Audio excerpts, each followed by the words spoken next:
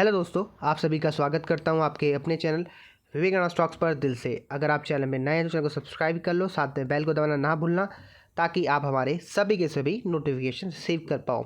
तो दोस्तों, लाए हूँ आपके लिए best oxygen stock in India for 2021। जी हाँ दोस्तों, best Covid stock in India. दोस्तों, जैसे पता है कोविड की 2.0 लहर चल रही है और आपको पता है ऑक्सीजन सिलेंडर की डिमांड अब बढ़ चुकी है और बढ़ने वाली है।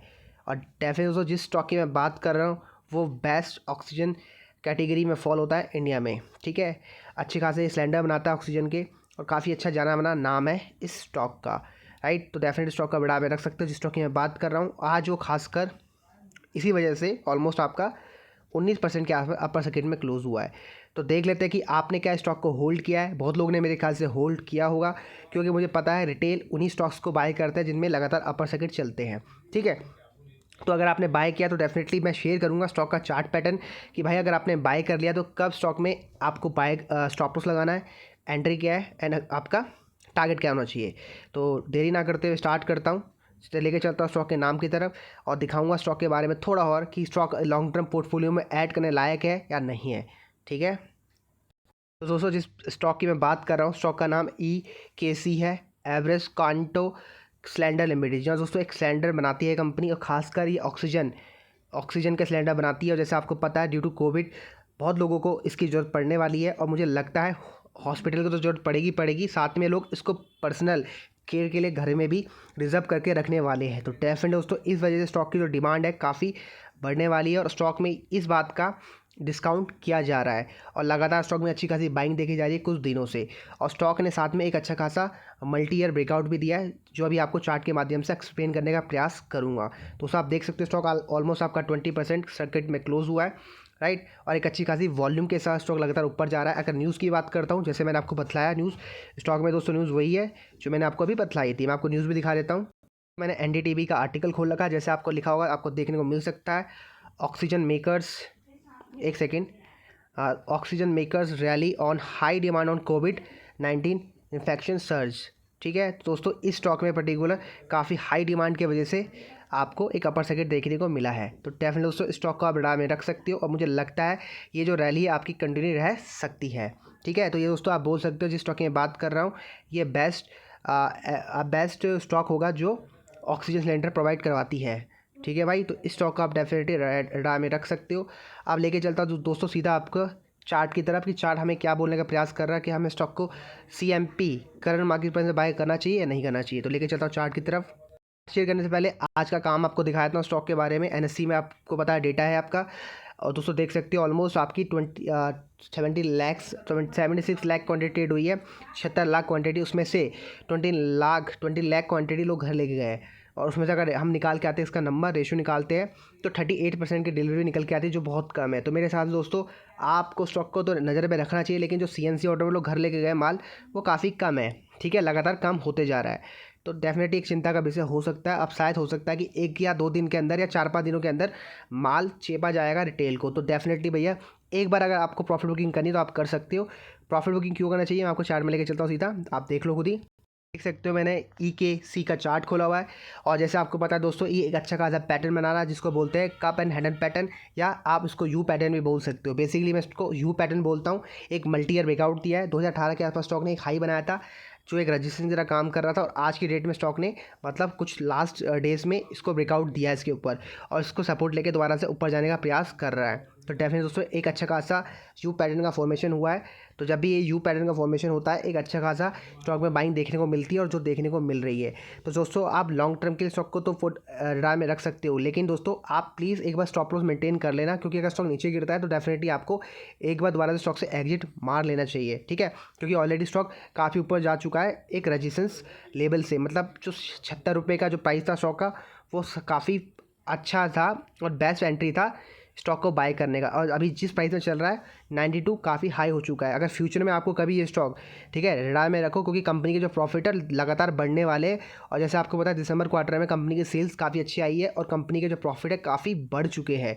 और दोस्तों मुझे लगता है फ्यूचर में कंपनी की ग्रोथ, मुझे लगता है कंपनी की ग्रोथ डेफिनेटली बढ़ेगी और डेफिनेटली बढ़ने के बाद स्टॉक दोबारा नीचे आएगा और ये दोबारा नीचे आने के बाद यहीं सपोर्ट लेके ऊपर जाएगा। तो आप अगर इसको लॉन्ग टर्म के लिए बाय करना चाहते हो तो 76 और 78 के प्राइस में सबसे बेस्ट एंट्री बन सकती है चार्ट के हिसाब से। और अगर आपने स्टॉक को बाय कर रखा है और आप स्टॉप लॉस लगाना चाहते हो, दोस्तों आपको मैं 2 स्टॉप लॉस दे देता हूँ। एक है 67 रुपीज़ का स्टॉप लॉस। जी, अगर आप स्टॉक को बाय करते हो तो 67 रुपीज़ का स्टॉप लॉस लगा के आप स्टॉक में बैठ सकते हो। और अगर आपको एक बड़ा स्टॉप लॉस लगाना है लॉन्ग टर्म के लिए तो आप 51 का स्टॉप लॉस लगा के स्टॉक में बैठ सकते हो। अगर बात करता हूँ स्टॉक आगे ऊपर कितना जा सकता है, तो दोस्तों मेरा मानना है स्टॉक ऊपर आपको 105 रुपये के टारगेट, ठीक है, 105 रुपये के टारगेट दिखा सकता है। तो 105 रुपये तक आप प्रॉफिट बुकिंग कर सकते हो, क्योंकि 105 रुपये इसका रजिस्टेंस एरिया है। और 105 रुपये के ऊपर अगर ये क्लोज कर देता है ये स्टॉक, ये ऑक्सीजन स्टॉक, तो डेफिनेटली आपको 123 रुपये के टारगेट दिखा सकता है। तो मैंने आपको टारगेट बता दिया, स्टॉप लॉस बता दिया। अब मैं आपको लेके चलता हूँ कंपनी के प्रॉफिट एंड लॉस के बेसिस में, देख लेते हैं कि कंपनी फंडामेंटली कितनी साउंड करती है। आप देख सकते हो, ठीक है, कंपनी के बारे में मैंने खोल रखा है, राइट। NSE BSE दोनों में लिस्टेड कंपनी है। 863 करोड़ के आसपास का मार्केट कैप है। 83 का ऑल टाइम हाई है, मतलब अभी 52 वीक हाई के आसपास ट्रेड कर रहा है। 12 रुपये का ऑल टाइम लो है और बुक वैल्यू 50 रुपये के आसपास थी, जो उसको इसके ऊपर जा चुका है। कंपनी डिविडेंड आपको बिल्कुल नहीं दे रही है। ROE कंपनी का बहुत कम है और ROC ठीक ठाक है 6% के आसपास।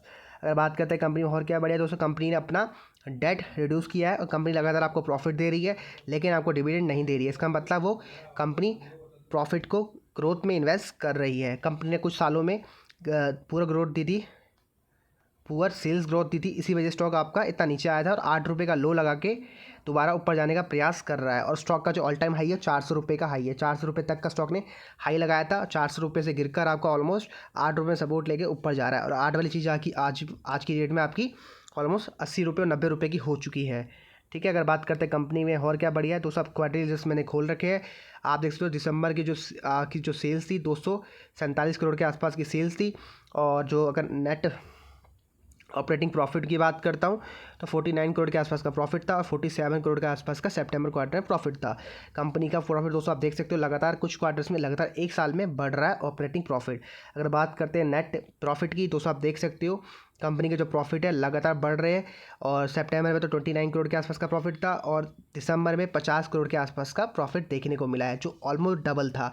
और उससे पहले 6 करोड़ का प्रॉफिट था। तो लगातार 3 क्वार्टर्स में कंपनी के प्रॉफिट्स काफ़ी ज़्यादा बढ़िया आए हैं और अर्निंग पर शेयर भी लगातार बढ़ रहा है, बढ़िया है, बहुत बढ़िया।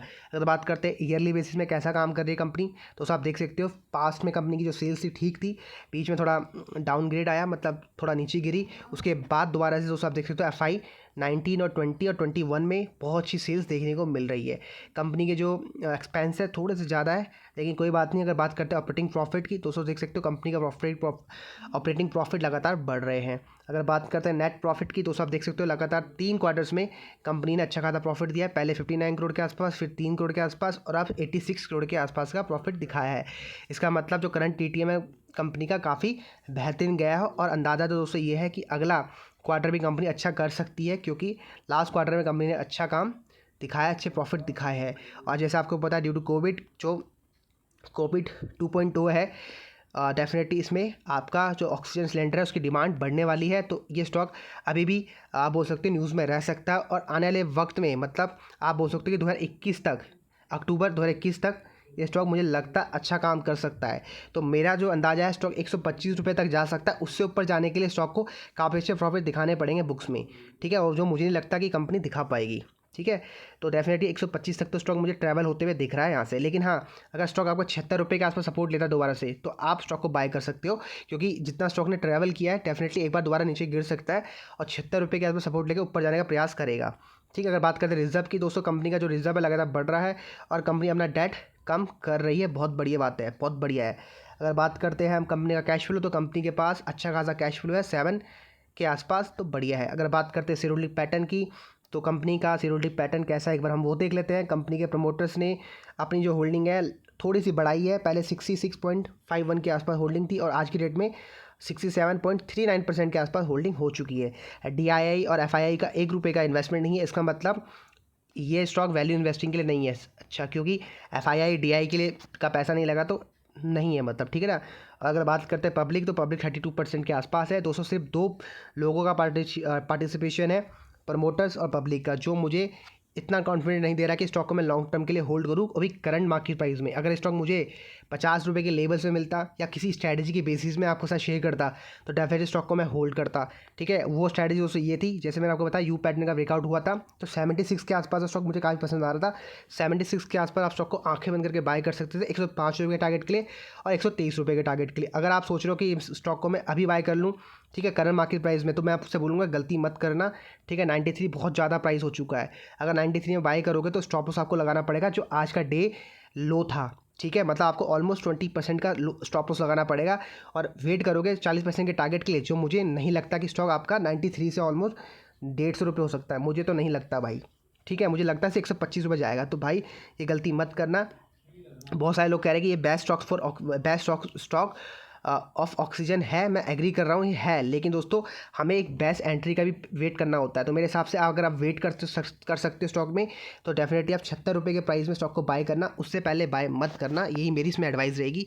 ठीक है, बाकी आपका कोई सुझाव नीचे कॉमेंट कर सकते हो और हाँ, साथ में आपका कोई क्वेश्चन नीचे पूछ सकते हो। और अगर आपने वीडियो यहाँ तक देखा है तो वीडियो को लाइक कर देना और शेयर कर देना फेसबुक, ट्विटर, टेलीग्राम, व्हाट्सएप में, ताकि मैं ऐसे वीडियो आपके लिए बनाता जाऊँ। चलो बाय बाय।